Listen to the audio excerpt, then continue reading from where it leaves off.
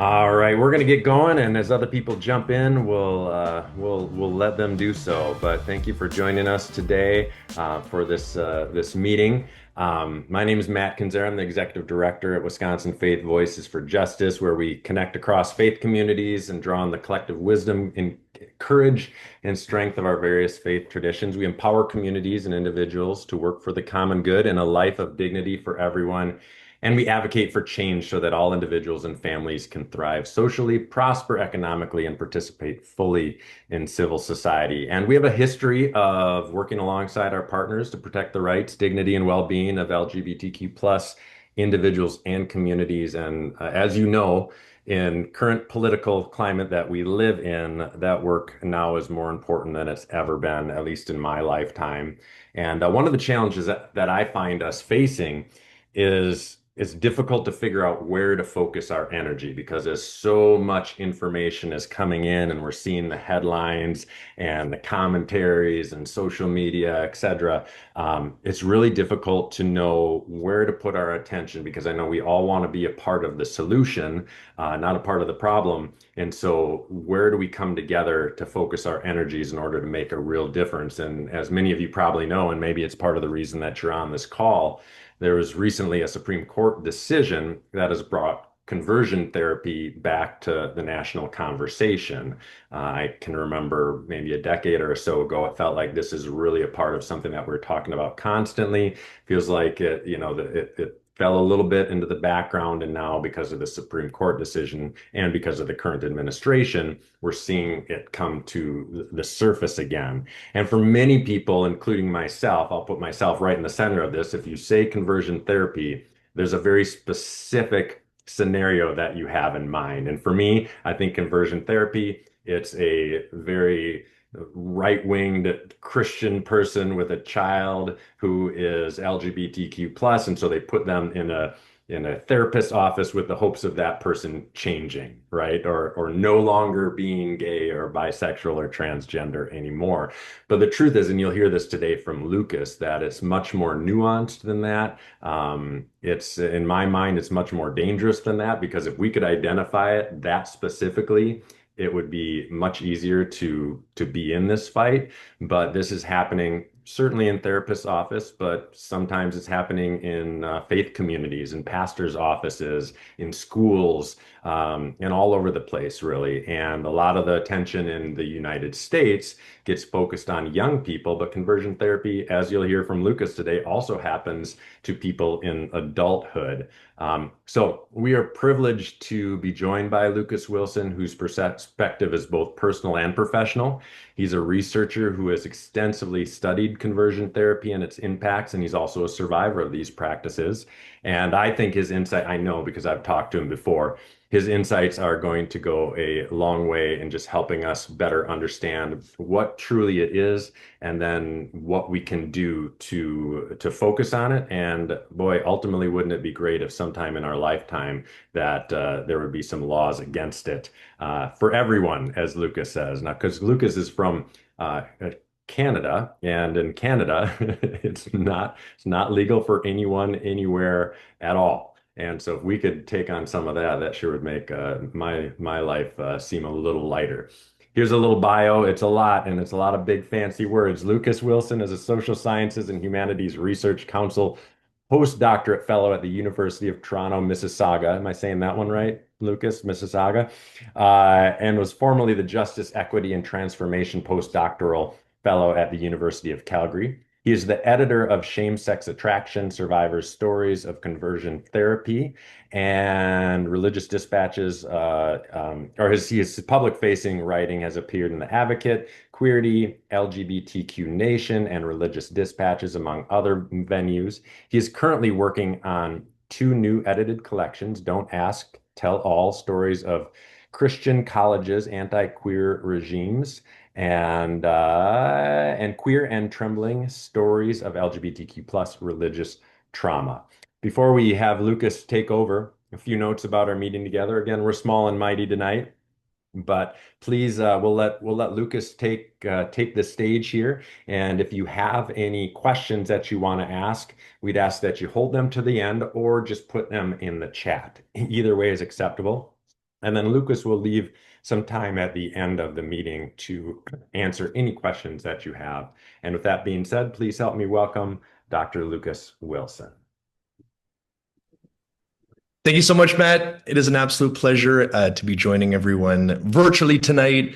I'm currently in Sao Paulo, Brazil, but I am back and forth between Toronto and Sao Paulo. So, yes, as Matt said, I'm a postdoc at University of Toronto Mississauga, and I actually began my academic career not in the current field that I'm in, but in Holocaust studies. I mostly looked at the antecedents of the Holocaust, so looking at how Christian theology laid the seedbed for the Holocaust, and then looking at the aftermath of the Holocaust, so looking at the intergenerational transmission of trauma between Holocaust survivors, their kids, and their grandkids. But given the current political and social and religious landscape, some might say hellscape, in which we live, I decided to redirect my focus and largely concentrate on white Christian nationalism, looking specifically at white Christian nationalist understandings of gender and sexuality, and even more particularly looking at conversion practices, or conversion therapy as it's typically known, within the movement. And so tonight, of course, we're talking about conversion therapy, and I'm super excited to be joining y'all. So conversion therapy, whenever I offer a talk on conversion therapy, I always think it's important to establish how folks talk about conversion therapy, right? So we have both conversion therapists, they have a certain way of naming conversion therapy. They use a certain vocabulary when naming conversion therapy. And then, of course, academics and activists and survivors and allies, we use a different vocabulary when referring to conversion therapy, and for very good reason. So I want to first give a lay of the land, how both sides of this topic refer to conversion therapy, and then we'll go from there. So conversion practitioners, they of course know the optics of the term conversion therapy, right? They know that generally people understand what that means, and they know that conversion therapy is dangerous and damaging. So instead of using the term conversion therapy, they'll typically opt for other terms.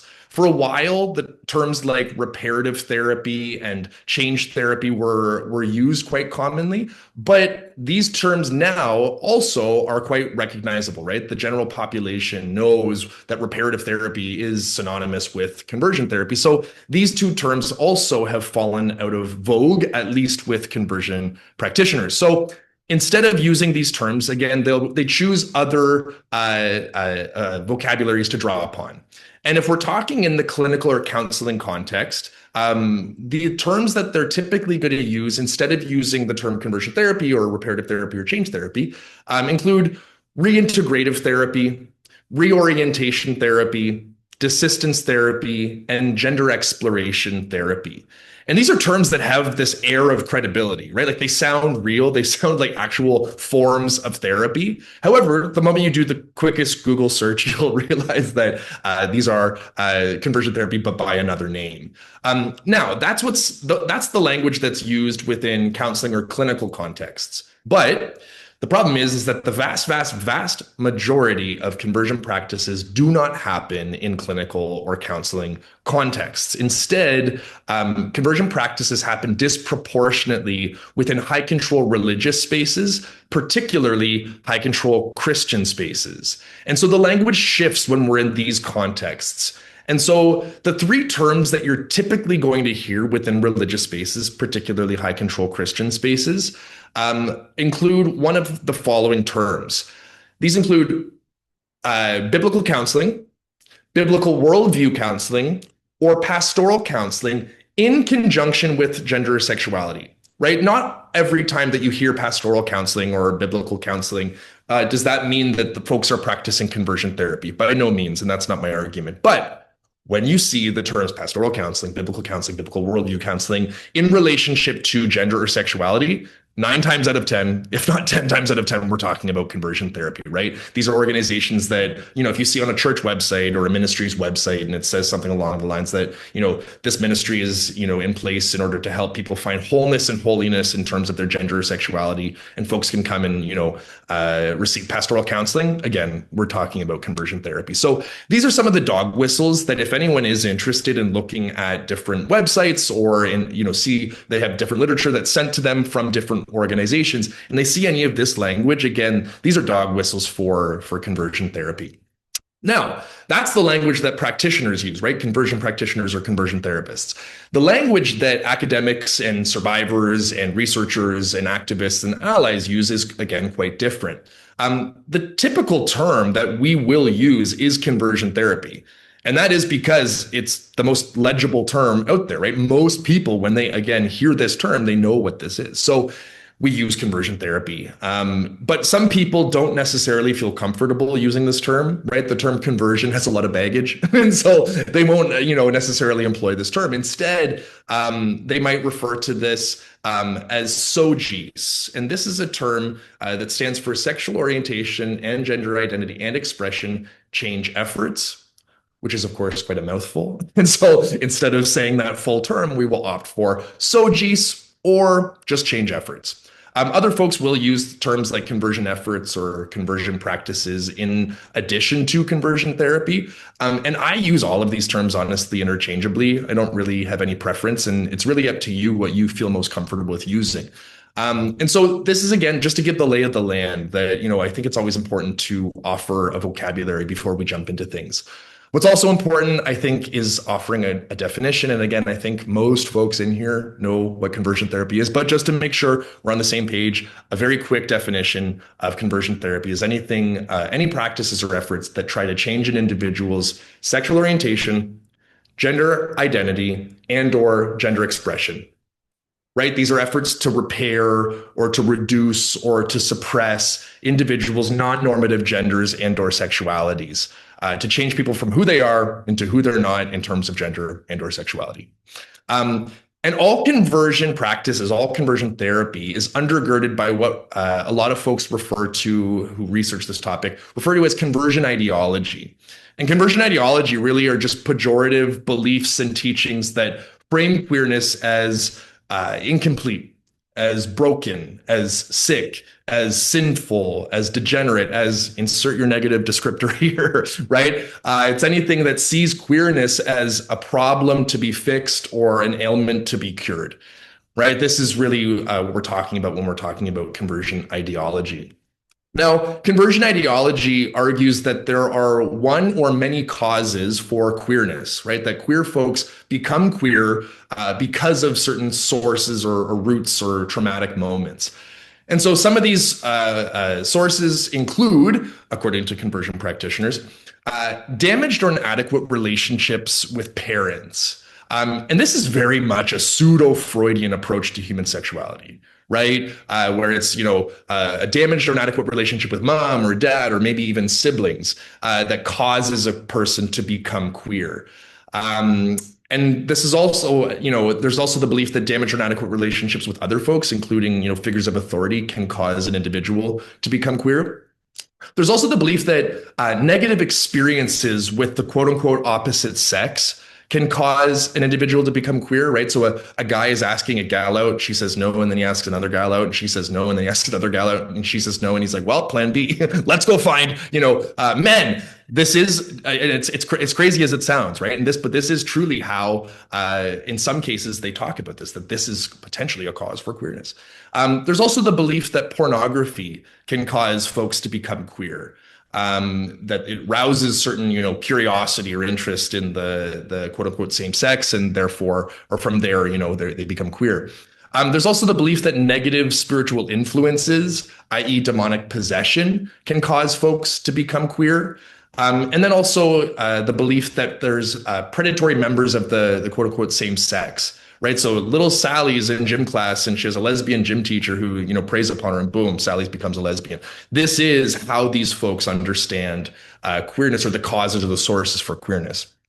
And so in order to address these causes or sources, conversion practitioners employ a number of practices.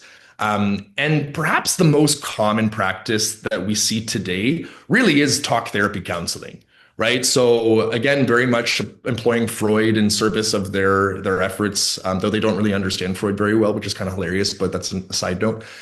This is typically, again, how folks are going to be trying to change folks' genders and or sexualities through this talk therapy counseling, which is oftentimes done in tandem with behavioral suppression. right? So pushing folks to perform a very particular brand of masculinity or femininity, depending on the sex assigned at birth. Right. So telling young men, go play sports, do carpentry, which is like very Jesus of them. But yeah, they say, perform this hegemonic brand of masculinity or femininity. And over time, when you're sort of like faking it till you make it, you're not just going to act like a man or a woman, but you're going to become a man or a woman. And part of that understanding of of what it means to be a man or a woman is very much this essentialist understanding of gender. So a real man is straight, a real woman is straight. And so they believe that by changing your gendered performance, you're able to eventually, in turn, change your sexual orientation. So gender figures very prominently within these folks' imagination, emphasis on imagination.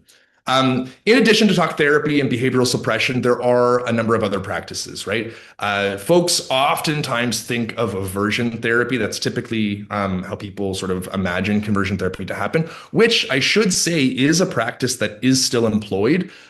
This is not something that's no longer done in certain places, in certain contexts. This is a practice. There are also support groups and camps and inpatient programs and outpatient programs. I would argue that transphobic healthcare practices fall under the umbrella of conversion practices. We can talk more about that after, but I do want to note that there's also corrective prayer, right? So laying hands on folks, praying over them so as to change them, which is, again, done oftentimes in conjunction with exorcisms. There's also forced celibacy, right? So pushing people to become chaste in order to, over time, change their desires, that if they're no longer sexually active, that perhaps in time they will find attraction magically to the quote unquote opposite sex. There's also coerced sexual relations, i.e. forced rape, or rape, I should say more accurately, and also coerced sexual relationships. So pushing folks into mixed orientation relationships or marriages more often than not, and believing again, over time, they're going to find attraction to their spouse if they're simply just to be married and, in close quarters with them. So these are some of the practices. This is not an exhaustive list, but this certainly is, gives a good lay of the land. And so these are the most common, typically the most common conversion practices employed today. Now, I think I'm most likely preaching to the choir. I think folks in here know that there are numerous consequences to conversion therapy, but just to make sure that, again, we're offering a robust treatment of the topic, it's always important to talk about the numerous consequences, right? So there are psychological consequences, there are social consequences, there are spiritual consequences, there are physical consequences in some cases. And some of the more common consequences when we're talking about the psychological and the social include guilt and shame, anxiety, difficulty celebrating 2S LGBTQ identities, depression, suicidal ideation, but not actually just suicidal ideation. It's actually lifetime suicidal ideation. The folks' chances of attempting to complete suicide double after undergoing conversion therapy. There's also negative impacts on folks' self-esteem. There are problems with isolation, self-loathing, difficulty and disruption in family relationships. And other research has found that there are increased chances of alcohol and drug dependency, increased chances of experiencing homelessness, negative identity formation, and overall poorer mental health.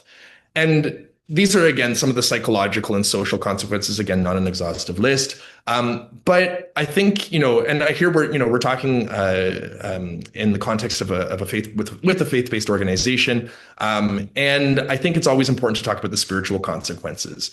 Some people, and I come from Canada, as Matt would let you know. And in Canada, it's funny, and also in academic context too, these two spaces that I occupy, which right now overlap, completely. But in these spaces, people are oftentimes not comfortable to talk about the spiritual consequences of conversion practices, or just sort of religion and spirituality writ large, or sex and gender, but neither here nor there. But I do think it's incredibly important to talk about the spiritual consequences. Why? Because just because someone is taken out of conversion therapy, and again, the vast majority of conversion practices happen in high control Christian contexts, just because someone's taken out of conversion therapy, or is no longer, subjecting themselves to conversion therapy or being subjected to conversion therapy, does not mean that those folks give up their religious commitments. right? You can take someone out of conversion therapy, but it doesn't mean that they're necessarily going to leave the faith tradition. Doesn't necessarily mean that they're going to lose their faith. There are a number of people who remain committed people of faith, and therefore it's important to talk about the spiritual consequences. And so some of these spiritual consequences include a negative impact on spiritual self-identity, a negative impact on folks' ability to construct existential meaning, a negative impact on folks' relationship to what they refer to as God or the divine or a higher power. And then when, of course, conversion practices happen in these spaces, there is oftentimes a negative impact on their relationship to their religious community. When it comes to physical consequences, I think that's quite obvious if we're thinking about aversion therapy, but there are other psychosomatic consequences. But I want to at least note that. And so we've offered, again, a survey of how folks talk about it, what exactly it is, and the consequences. I think it's also important to talk about the history of conversion practices in North America. And so I will first note that I will be talking very much in the modern context, but I want to at least mention that conversion practices have been happening for centuries. If we're thinking about colonizers and uninvited settlers who came to North America and colonized and settled in these lands, there were, of course, indigenous populations before them. And these were indigenous populations that did not necessarily abide by the gender norms of Europeans. Right. And so when these folks came and colonized what we now refer to as the US and Canada and Mexico, they tried to change those who were gender diverse and sexually diverse. Right. But to folks, or communities who we refer to today as oftentimes Two-Spirit, these were folks who are, again, are very, diverse in terms of their gender identity and expression. And when the colonizers came, they tried to change these folks and align them with how they performed gender. So I want to mention that first. I would be remiss not to, but let's bring it up to the modern context. So in the mid-1800s, the words homosexual and heterosexual come into the first modern lexicon ever. Up until this point, there was not the word homosexual or heterosexual, and there was no conception of heterosexuality or homosexuality.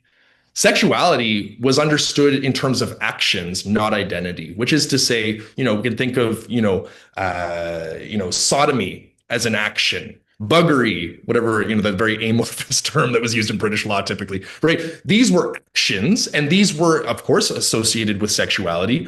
But just because someone practiced buggery or practiced sodomy did not mean that they were homosexual. Why? Because no one understood homosexuality as an identity. They instead understood you perform certain sexual acts, but that doesn't define you as a person. And so when all of a sudden these terms come into the first modern lexicon, people are, of course, theorizing about these terms. And of course, immediately homosexuality was seen as the negative measure against which heterosexuality was understood, right? It was that which needed to be fixed, to be cured. And so people started to think, how do we change homosexual folks into heterosexual folks? So they started employing a number of practices, and these practices originated largely, not exclusively, but largely in medical, psychological, and psychiatric contexts. And so initially, some of the first conversion practices were forced lobotomies, right? Efforts to change people by way of this very invasive surgery. We fast forward, around the turn of the century. This is, of course, when Freud's hanging out with his buddies and chit-chatting and theorizing about human sexuality. And all of these theories and post-Freudian thinkers are, proliferating around this time. And then we get into Canada, and this is an unfortunate Canadian invention. Not invention, I guess practice, I should say more accurately. In Canada, one of the first conversion practices after forced lobotomies were testicular transplantations. So taking the testicles of presumed straight folks, how did they know? They didn't, but they would take testicles from presumably or presumed heterosexual men and then implant them into heterosexual or homosexual men as an effort to change their sexuality. We then fast forward to the 1950s and the 1960s, and this is a time where theories of the overbearing mother were in circulation, right? That a young gay boy is gay because his mom was overbearing and kept him within the world of femininity. And by the time he went, for puberty, and he went for what was quote unquote opposite of him. And of course, what is opposite is very binary understanding of gender and sexuality. He went for boys and then eventually men. So this was a very common narrative and theory for why folks are queer. There was also the idea that early childhood trauma, specifically sexual trauma, caused folks to become queer. I should say, I don't think I need to say, but I will say, both of these theories have been debunked. They're not accurate. But again, in the 50s and the 60s, this is how folks were conceptualizing how and why folks became queer. And it was around this time a really common conversion practice was electroshock therapy. And it wasn't, again, just in religious communities. In fact, like I said, most of what I've talked about was exclusively in psychological, psychiatric, and medical contexts. But then again, there were some religious spaces, there were some religious leaders who were pushing folks to change. But again, the vast majority of what we're talking about really was happening in these secular contexts. But electroshock therapy was happening anywhere from Harvard to Brigham Young. Different universities had different research programs that were trying to see if electroshock therapy would change folks. Clearly didn't. We then fast forward to 1973. This was a very important year for two reasons. One, 1973 was when homosexuality was declassified as a pathology in the DSM, the Diagnostic and Statistical Manual of Mental Disorders, which really is the Bible of thinking about, pathological conditions and mental disorders. And so in 1973, after a lot of really emphatic and strong queer activism, homosexuality was declassified, which of course was a win for queer rights. It was a phenomenal moment in queer history. However, it was also the year that I always say Jesus hit the scene. And by that, I mean to say that the first Christian ex-gay ministry in North America opened up. It's not the first ex-gay ministry in the world. The first was actually in Australia. But in North America, and we are, of course, talking largely in the North American context, the first ex-gay ministry came out of Southern California. The ministry was called Love in Action. It has since changed locations, or it had changed locations after that, but it came out of California. A year later, Exit is formed. Exit, which was the ex-gay interventionist team, they form. And then 2 years after, Exit planned a conference also in California. I don't know what was going on in California, but also in California. And at this conference, they brought together a number of delegates from different ex-gay ministries that were in and around, the area. They came together and they decided that they were going to form an organization that they named at the time Exodus. Exodus would later become Exodus International, which was the largest, most powerful, best funded ex-gay ministry in the world.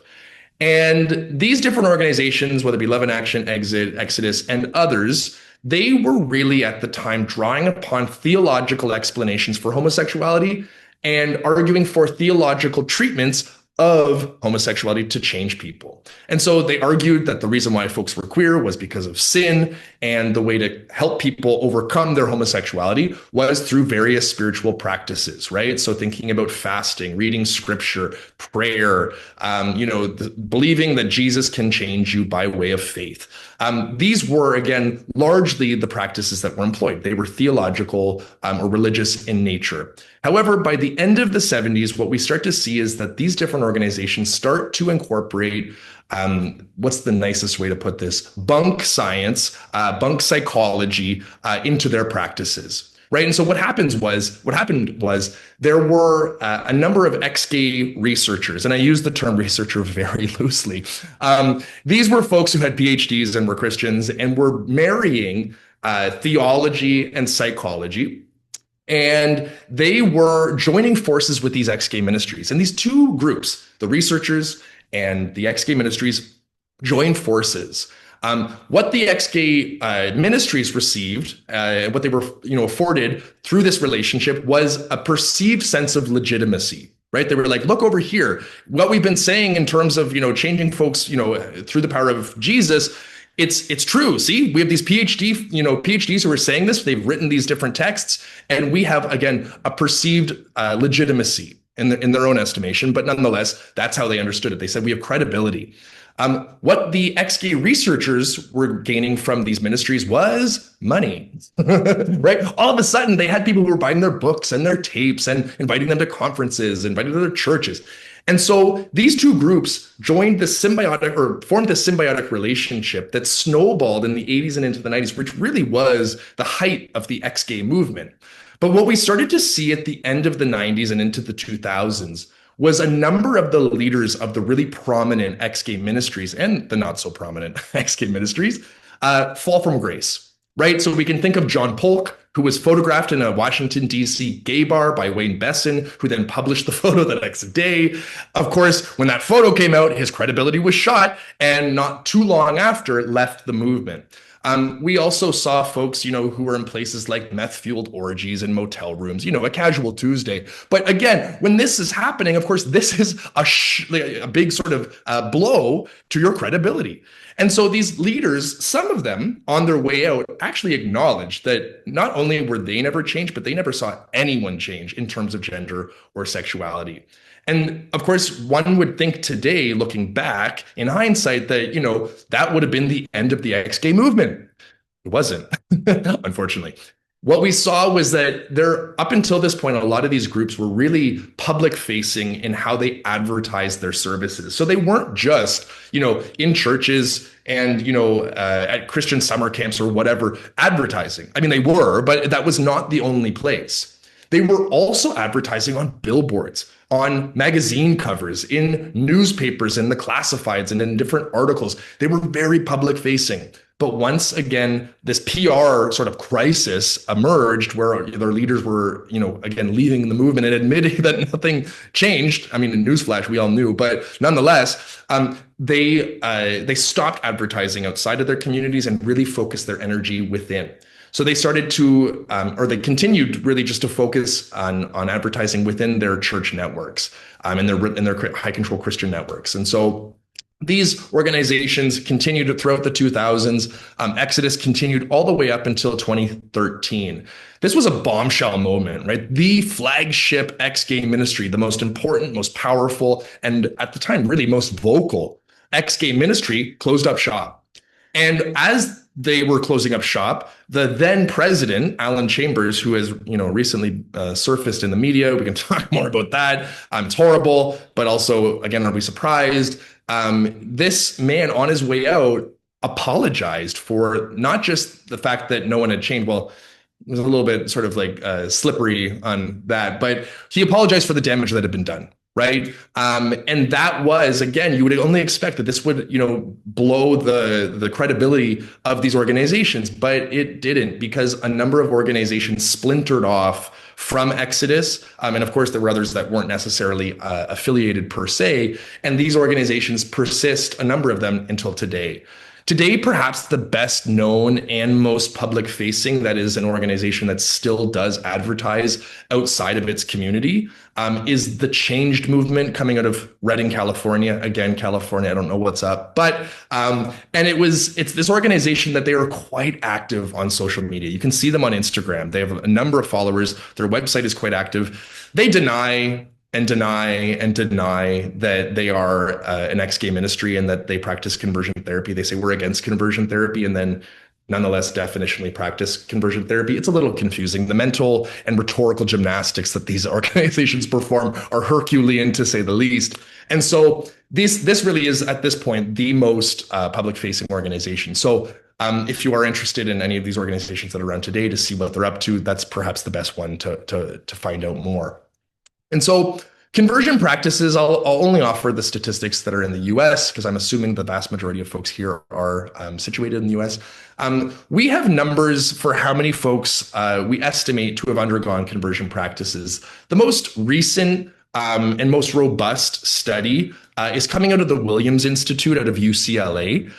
They have a study that's a few years old. There's very much a need to do further research, but it is a number that we have, and I'm going to question that number in just a second. I want to trouble it a little bit because I think that the number is actually underestimated.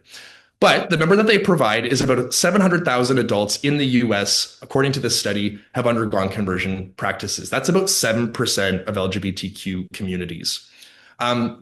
And I really am grateful for this number. I don't want to make it seem like I'm critiquing for the sake of critiquing or just being a beehole. I promise I'm not. I do think, though, that there are methodological problems with this study. And really, it goes back to a problem that this study and no study can really help. And that is the problem of self-reporting. So I think underneath the umbrella of self-reporting, there are two main issues. One is that a number of folks who have undergone conversion therapy do not understand their experience as conversion therapy. I can use myself as an example. I went through 4 years of conversion therapy at Liberty University, which is Jerry Falwell's school in Lynchburg, Virginia. There's a lot to say about the name Lynchburg, but I'll put a pin in that for now. And I was there for all 4 years, and I went through their individual program as well as their group program. And when I left, I didn't think about my time in conversion therapy there as anything other than pastoral counseling, which again was how it was framed. I met with the pastor. His name was Pastor Dane Emmerich. He was on staff and he was tasked with working largely with queer students on campus, those who struggled with same-sex attraction. And when I left, I went to grad school back in Canada, and I was in my office one day. And my office mate, we were just chatting. I think my colleagues thought I was like an absolute alien, because they were like, most of these kids went to school in Canada, and then there was me who came from the US, even though I was Canadian. And I went to a school called Liberty University, and they were like, "What's that all about?" And so people would ask me a lot of questions, like, "What was it like?" So I would tell them. And one day we were talking about exactly this, and I was at this point opening up about my sexuality. And someone, after I described, my experience there, my office mate, she said to me, "Luke, it sounds like you went through conversion therapy." And I, of course, had heard of conversion therapy, right? Like I wasn't living under a rock per se, and maybe in some ways, but neither here nor there. But I knew of conversion therapy, and I thought, like, I don't think that I went through conversion therapy. And of course, I went and double checked, and I looked it up, and of course, like, check. I definitely met the requirements for someone who went through it.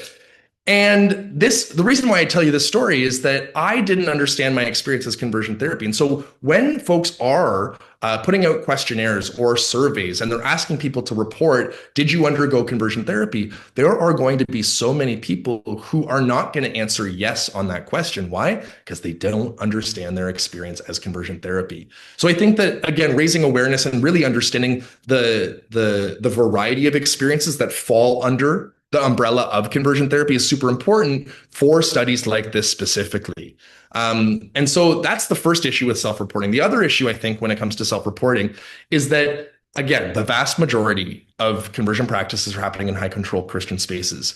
People who undergo conversion therapy in these spaces don't necessarily always leave these spaces. In fact, some of them stay in conversion therapy their entire lives. Others stop going, but nonetheless remain within their high control Christian communities. And so when someone comes along and says, "Hey, do you want to do a study? Can I ask you a question or a series of questions?" And this is a researcher, or this is an academic, or this is someone who's, involved in public health or medicine or whatever. This person, because they come from this community, are by and large going to say, absolutely not. They're not going to be participating in these studies. Why?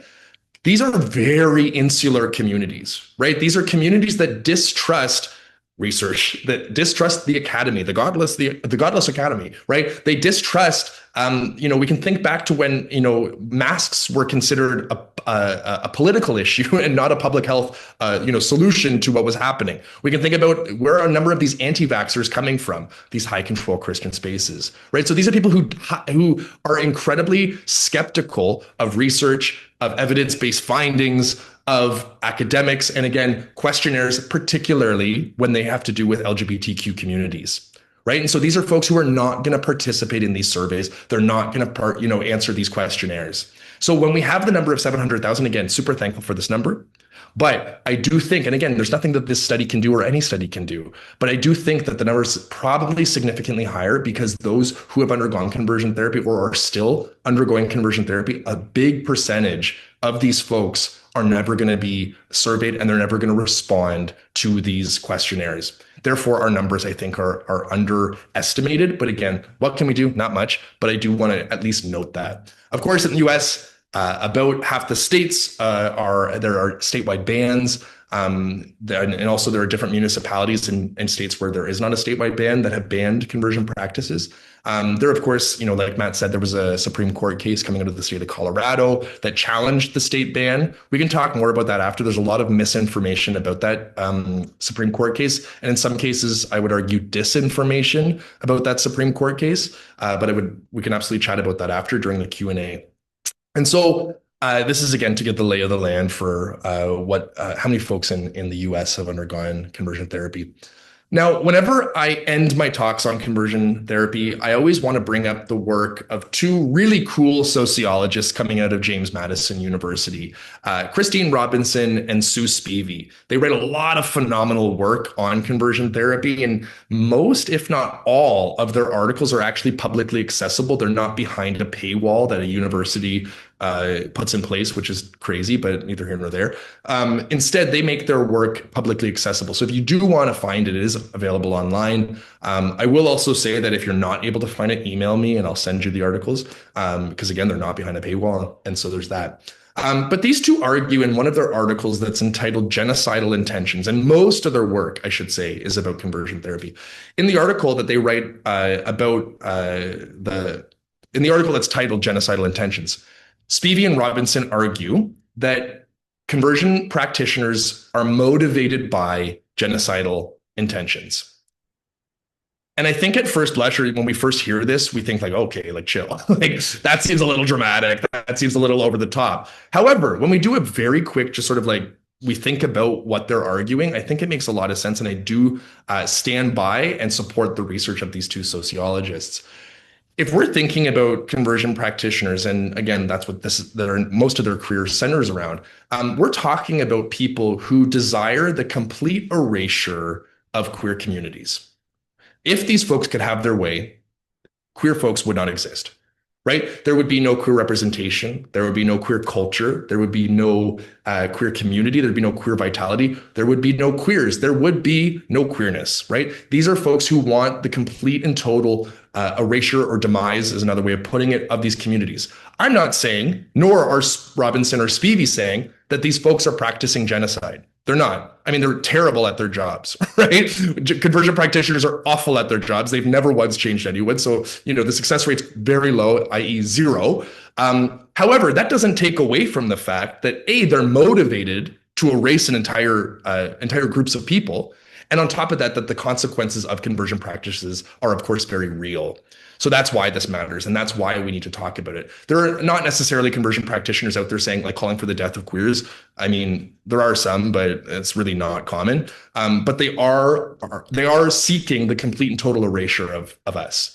And that's something we need to talk about. And so when, we talk about these things, I think it's really important to use apt or appropriate language to describe what these folks desire and what they do.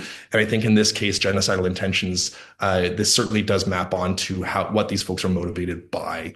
So to give you a little bit of an idea, and I've alluded to this, Matt alluded to this, I went through conversion therapy for 4 years at Liberty University, like I said. And I can more than happy to talk about that experience. If anyone wants more details, like what was it like for me and what did I, endure, more than happy to talk about that after. But this experience for me, I went to Liberty, and when I left, I went mostly into Holocaust studies. So I looked at the aftermath and the antecedents of the Holocaust. But I shifted my focus because I realized that a lot of what I was working on, a lot of the methodologies and the theories that I was, trading in, that these were applicable to my next area of research. And there really wasn't a future for me in Holocaust studies, so I shifted over to white Christian nationalism. It felt much more politically salient to be talking about these things. And so that's where I am today.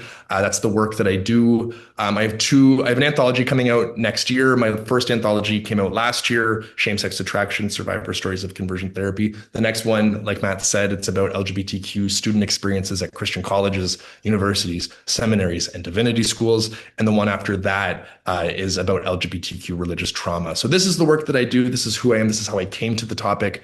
I am very grateful for your time. Thank you so much for joining. I would love to open it up to Q&A. Please don't be shy. It's much more fun to chat than to not chat. So if anyone has any questions, comments, pushback, reflections, anecdotes, whatever, I would love to hear from you.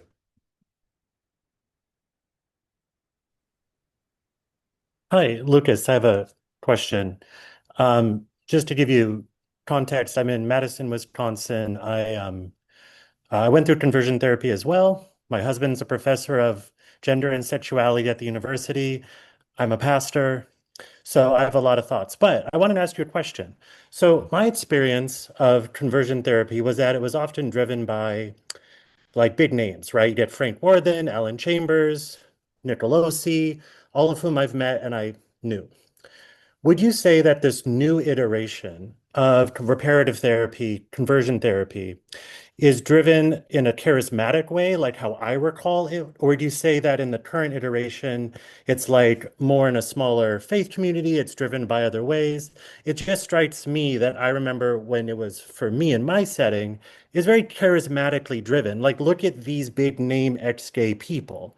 As you said, as Tim Schrader and others, Yvette Schneider, a lot of those names are no longer relevant because they've recanted. So what is the role of those kind of figures in this now? Do they have a place? Well, if we're thinking about charismatic folks, we're going back to the changed movement. This is coming out of Bethel Church. Like, it's affiliated with Bethel Church, which they also have like a school for like supernatural ministry. It sounds like very Hogwarts. And these are charismatic folks, right?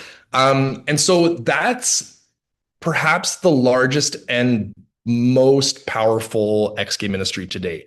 So if we're thinking about like who really is leading the charge, it is the Pentecostals, it is the charismatics, right?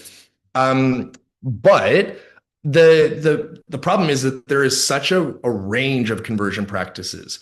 And if we think about, and maybe I should have said this too during the talk, if we think about conversion therapy as a programmatic, concentrated efforts to change an individual's sexual orientation, gender identity, and or gender expression, if we broaden that, and I use the term conversion practices, this is the larger umbrella under which conversion therapy falls. So although not every queer person has undergone conversion therapy, and thank God, not every queer person has undergone conversion therapy, every queer person has undergone conversion practices. These are messages that we receive throughout our entire lives, right? That it's not okay to be gay, it's not okay to be a lesbian, it's not okay to be trans, it's not okay to be anything other than the heteronormative standard. So when mom says, don't play with that toy, you look, that's not for girls. Or when mom says, or dad says, hey, don't play with that toy, or you look like a sissy, or, stop talking like that. Don't talk about this, whatever. These are messages that accumulate over time that really are trying to align us with that heteronormative model throughout our lives. And it's not necessarily that these people are doing this intentionally. I mean, oftentimes they are, but not necessarily, right? Like I can think of like people in my life who I don't think they were realizing how they were communicating or what they were communicating to me. And so I think that like when we think about that and we are to expand not just conversion therapy, but conversion practices writ large, this is something that affects every queer person outside of, again, religious communities. So it could be a parent, it could be a guardian, it could be a teacher, it could be a religious leader, it could be just, a youth leader, whatever, right? All of these people have the capacity and oftentimes do practice these different conversion practices.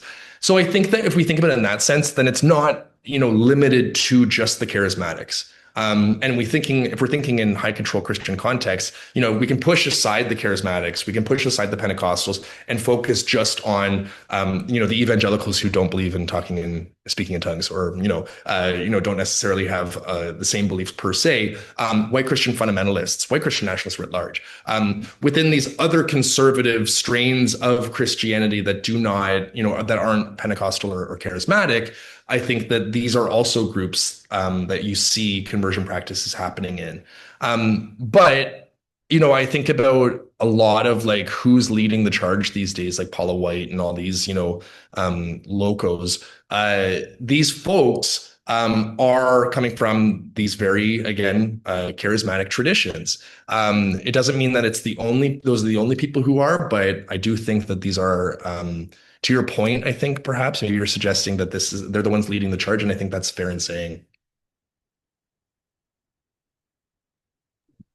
I see we have a question from Ernestine. We got a hand up there. Go ahead and take yourself off mute. Hi, I'm a Black heterosexual. And my question would be, do you think that there could be an opportunity for um, widespread implementation of hatred toward uh, gay and queer people if we sat back and do nothing. Yeah, I do think, pardon me, sorry, I didn't mean to cut you off. No, go ahead.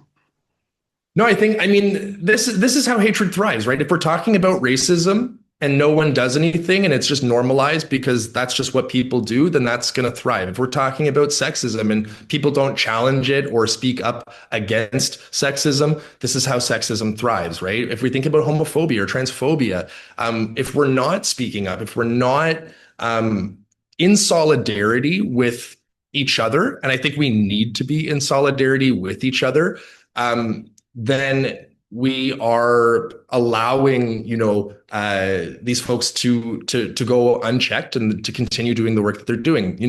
I think a lot about Elie Wiesel, and he talks about how the bystander is just as guilty as the perpetrator of violence. Which I think maybe you can push back against that. I can understand the pushback, but his point really is that without bystanders, these folks, perpetrators of violence, if we're talking about homophobic violence, if we're talking about transphobic violence, take your pick of hatred, that these people cannot really do that without people being complicit by being silent, by not doing anything. And so I think that, I'm not clearly a person of color, but whenever I hear racism, I do think it's my job to say something. When I hear folks talking about women that in a way that's sexist or misogynistic, I'm not a woman, but I do think it's my responsibility to speak up, right? I would only hope that anyone who's not queer would speak up for LGBTQ communities when they hear homophobia and transphobia. I think it's all of our job. It's incumbent upon all of us to be speaking up, or at least speaking alongside with different groups that are targeted simply for being themselves.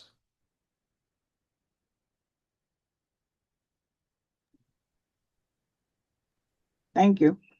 Thank you. Go ahead. I have a question. So could you talk about the Supreme Court decision? I really have a hard time getting my head around the idea. If I understood it right, the defense was free speech. And I was in healthcare. There are so many things you can't say in healthcare, and nobody has a problem with it. Why can you say that? I mean, it seems like it would open up a whole Pandora's box of, I mean, somebody can't just say what they want to a patient. So anyhow, if you go into that a little bit. I couldn't agree more. Okay, so Supreme Court case. Chiles v. Salazar, Kaylee Chiles, who is actually not a conversion therapist, like she's never practiced conversion therapy, but she was chosen by the ADF, the Alliance Defending Freedom, a terrifying conservative alt-right organization, white Christian nationalist organization, decided to take this case or really push Kaylee Chiles in this direction to challenge the statewide ban in Colorado. Colorado is a statewide ban that for licensed practitioners who are in clinical or counseling contexts. The state has argued, or the state has made it official, that these folks cannot practice conversion therapy on minors, and it's only for minors. I should say that as well. And Matt, we'll talk about the idea of minors in just a second, like you brought up in the beginning, which is an important thing to talk about. So there was the statewide ban for that disallowed conversion practices in clinical and counseling contexts for minors.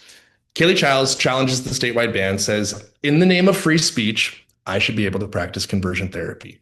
Which, to your point, is it Jean? Is that how you... Jean, to your point, is bananas. It's absolutely ludicrous to make this argument. However, like we know, or as we know, they were successful. To your point, every single profession, if we're talking about mental health professionals, if we're talking about medical professionals, if we're talking about engineers, if we're talking about any profession, when you are on the clock, your ability to say what you want, your free speech, is superseded by a code of conduct, right? Like Just because you have racist beliefs and you're a doctor doesn't mean that when you're practicing medicine, you're able to air your grievances against people of color. No, right? That's not okay. That's not allowed. And there are a number, again, there's the code of conduct in place so that that doesn't happen.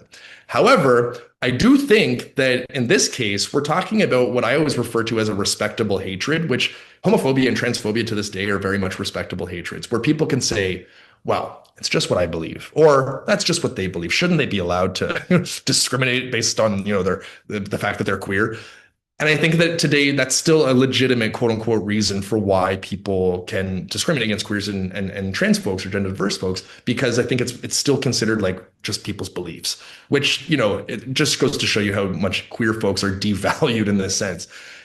So I think that, to your point, it's a crazy argument, but they were successful, right? That they argued that this conversion practitioner should be able to practice conversion therapy in the name of free speech. And the Supreme Court sided with them in a landslide decision, which was just shocking. Now, what I will say about this case, there's been a lot, like I said, a lot of misinformation and in some cases disinformation. They are right now, Kaylee Chiles, and I should say that the merits of this case are still live. This is not a case that's over and done with. It's still an ongoing case.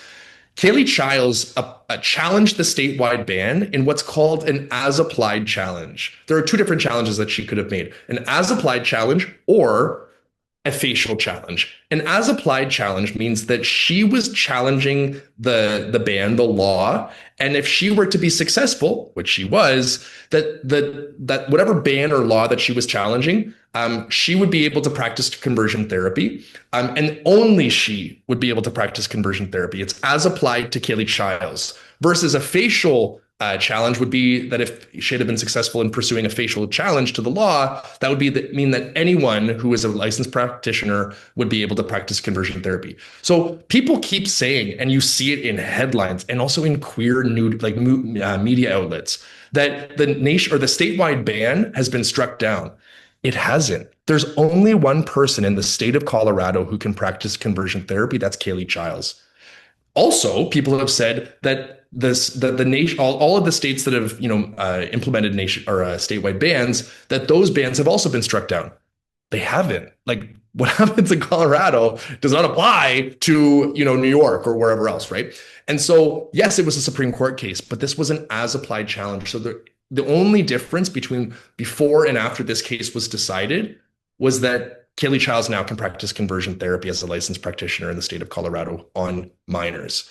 I do think that the reason why folks have been spreading this narrative that the ban's been struck down and all bans have been struck down, I think the reason why they're doing this is because they think that if we are to believe that we've lost, right, that this is over and done with, that there's no sort of way that we can fight this in the future, then we're going to stop fighting.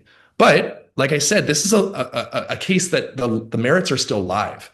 The case was sent to the 10th Circuit Court, right? And so right now they're deciding whether or not there's going to be a preliminary injunction.